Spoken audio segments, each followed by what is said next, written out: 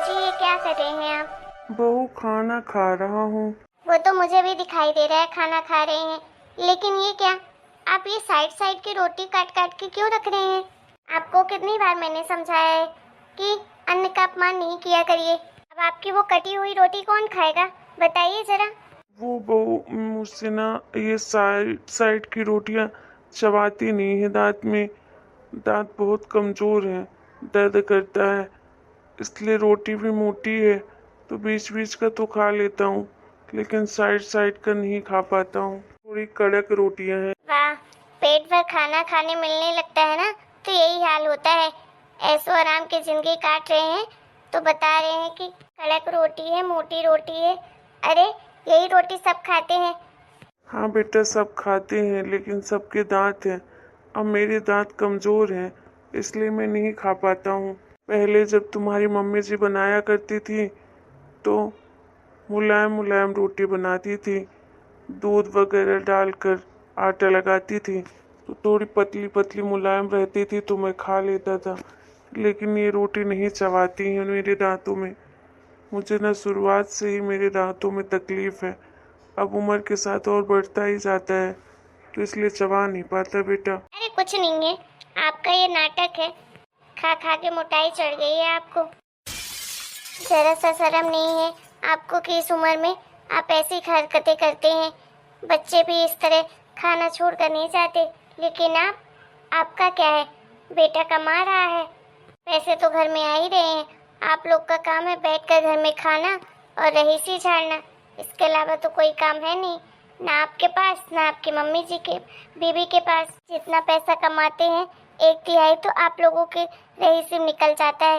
एक आपकी दवाइयाँ, मम्मी जी की दवाइयाँ तो 12 महीने ही चलती रहती हैं। इतनी महंगी दवाइयाँ आती हैं, मुफ्त की रोटी तोड़ने में जरा शर्म नहीं आती। जो मिलता है चुपचाप खाना नहीं आता है, उसमें भी नौटंकी दिखानी है। एक बात मैं साफ साफ बोल देती हूँ, आपके मुंह में चाहे चबाए चाहे नहीं चबाए, मुझे थाली में ना जरा सा खाना पड़ा रहना नहीं चाहिए। ये सब बर्दाश्त नहीं करूँगी। पूरा दिन घर का काम करती हूँ, मेहनत से बनाती हूँ, मेहनत से मेरे पति कमाते हैं। आप लोगों को क्या है, बैठे बिठाए मिल रहा है, आपको कहाँ समझ आएगी मेहनत की कमाई। अरे बहू, ऐसे क्यों कह रही हो? अरे मुझे नहीं समझ में आएगी तो किसे आएगी? अरे हमने भी बहुत मेहनत की है, मेहनत कर कर के ही खाया है। हमने अपने गौरव बेटे को किस तरह मेहनत मजदूरी कर कर के पाला है, हम ही जानते हैं। अरे तुम्हारी सासू माँ ना एक वक्त का खाना नहीं खाती थी, ऐसे हालात में बच्चे को पाला है हमने और जोड़ा है पैसे बच्चे की पढ़ाई के लिए, बच्चे के भविष्य के लिए, कि आगे चल के उसे ये सब ना करना पड़े। मेरी तो सरकारी नौकरी बाद में जाकर लगी थी, पहले तो मैंने भी बहुत मेहनत मजदूरी की है बेटा।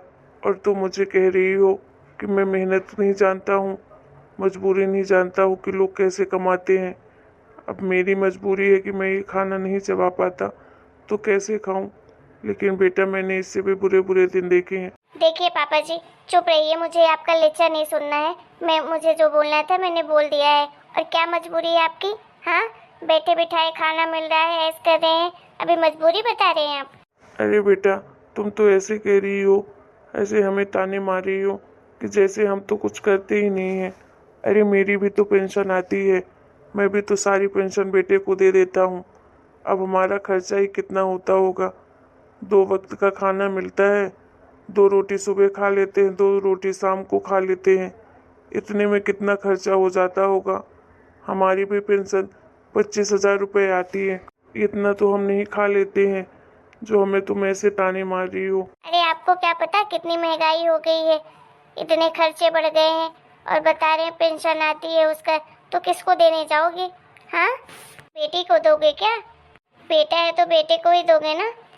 पेंशन आती है और किसी दूसरे के लिए तो कर नहीं रहे हो, अपने बेटे के लिए ही कर रहे हो। और आज जो मम्मी जी की दवाइयाँ लगती हैं, हफ्ते हफ्ते भर में 1000-1000 रुपए की दवाइयाँ लाते हैं उनके लिए। चुपचाप से खा लीजिए और बर्तन खाली रख दीजिएगा किचन में, बर्तन वाली आएगी तो साफ कर देगी। ठीक है ये बुढ़ापा भी ना बहुत बुरी चीज़ है, इससे अच्छा तो है इंसान हाथ पैर चलते चलते ऊपर चला जाए। अरे क्या मतलब ऐसी दुनिया में रहने का? जब तक अपने हाथ पैर हैं तभी तक जिंदगी है अपनी, उसके बाद तो बस दर्द और दुख ही है दुनिया में। आजकल तो लोग 2 वक्त का खाना भी अपने माँ बाप को देने में सोचते हैं, 1000 बातें सुना देते हैं, उनकी कंडीशन नहीं देखते हैं, बस अपना सुना कर चले जाते हैं। चलो अच्छा है कमला ने ये सब नहीं सुना, नहीं तो खामखा परेशान होने लगती। बेचारी उसके भी हाथ पैर नहीं चलते हैं ज़रा से भी, नहीं तो ये दिन तो मुझे नहीं देखने पड़ते। ज़रूर मेरे लिए वो सब कुछ करती और हमेशा से करती आई है। अन्न का अपमान करना नहीं चाहता, लेकिन क्या करूं, अब मेरे गले से एक निवाला नहीं उतरेगा ये सब सुनने के बाद। क्या हुआ गौरव के पापा? आप बड़े उदास लग रहे हो। अरे कुछ नहीं गौरव की माँ, मैं तो ठीक हूँ। तुम्हारा पैर कैसा है?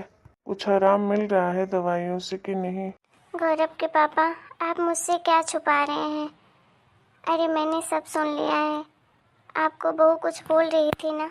अब क्या करें गौरव की माँ, इस उम्र में सुनना ही तो बचा है। गौरव के पापा, परेशान मत होइए।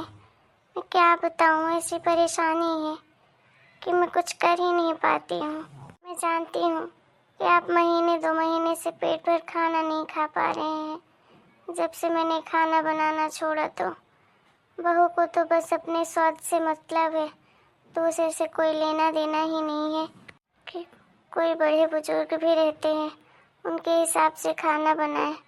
से तो हर वक्त तेल मसाला मिर्ची, मोटी रोटी कड़ी रोटी। अब क्या कहे, उसको समझ ही नहीं आता। हाँ गौरव की माँ, अब क्या कर सकते हैं, बहू को भी नहीं आता, बेटे को भी नहीं आता समझ में। कुछ बोलो तो वो उसे ऐसा लगता है जैसे वो हमारे ऊपर कितना बड़ा एहसान कर रहा है। कभी कभी तो सोचता हूँ कि अभी तो हमारी कमाई है तो ये हाल है, काश हमारी ऐसी कमाई नहीं होती, पेंशन नहीं मिलती तो ये तो लगता है हमें 2 वक्त का खाना भी नहीं देते। कैसा जमाना आ गया है। आजकल बच्चों के लिए माँ बाप बोझ हो गए हैं। इसीलिए तो कहते हैं जब तक हाथ पैर है तब तक जिंदगी है, उसके बाद तो ये जिंदगी भी नर्क लगती है। हाथ पैर चलते ही ऊपर चले जाएं तो ज़्यादा सही है, नहीं तो यहाँ जीना मुश्किल कर देती है ये जिंदगी। अच्छा आप परेशान मत होइए, आप मेरी बात सुनिए। मैंने कुछ सोचा है। हाँ बोलो। अरे मैं सोच रही थी कि देखो, अब बहू तो अपने हिसाब से ही काम करेगी और मैं खड़े होकर काम कर नहीं पाऊंगी, आपके लिए खाना भी नहीं बना पाऊंगी। अरे मैं जानता हूँ, तुम क्यों परेशान हो रही हो। अरे मैं खा लिया करूँगा बहू के हाथ का खाना, जीने के लिए बस खाना है तो खा लेंगे जो कुछ थोड़ा बहुत खिलाएगा। अब तुम ऐसे बीमारी में कहाँ मेरे लिए परेशान होगे, तुमसे वैसे भी खड़ा तक तो हुआ नहीं जाता है, तो तुम कैसे खाना पीना बनाओगी। अरे हाँ, मैं जानती हूँ कि मैं खड़ी नहीं हो सकती, लेकिन बैठ तो सकती हूँ ना। तो आप एक काम क्यों नहीं करते हैं, इस महीने की आपकी पेंशन भी आने वाली है तो आप सारा रसोई का सामान ले आइए।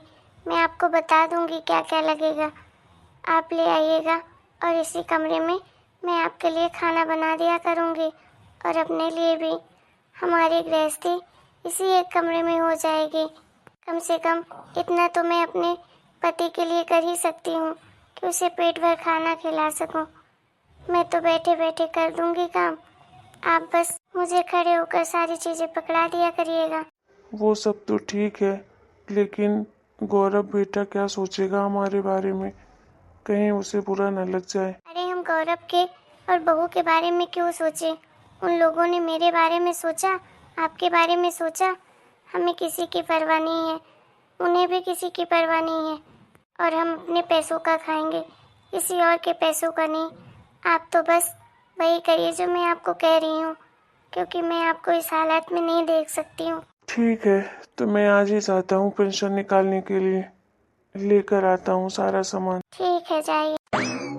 बहुत दिनों बाद मैंने इन्हें इतनी खुशी होकर खाना खाते हुए देखा है। अरे गौरव की माँ, तुमने बहुत ही स्वादिष्ट खाना बनाया है। आज लग रहा है बरसों बाद इतना स्वादिष्ट खाना खाया हूँ मैं, पेट भर के।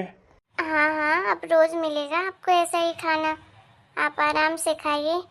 आपकी पत्नी इतना तो आपके लिए कर ही सकती है कि आपको खाना बनाकर खिला सके। आप नहीं जानते हैं कि मुझे आपको आज देखकर इतनी खुशी हो रही है कि आज मेरे पति ने भर पेट खाना खाया है, वो भी मैंने अपने हाथों से बनाया है। सही कहते हैं लोग कि पति पत्नी की जोड़ी तो भगवान ने कुछ सोच समझकर ही बनाई होगी, तभी तो एक दूसरे का कितना ख्याल रखते हैं। हाँ जी, सही कह रहे हैं। हेलो दोस्तों, आपको आज का हमारा ये वीडियो कैसा लगा कमेंट करके ज़रूर बताइएगा। वीडियो पसंद आया हो तो प्लीज़ वीडियो को लाइक करें, शेयर करें और चैनल को सब्सक्राइब करें।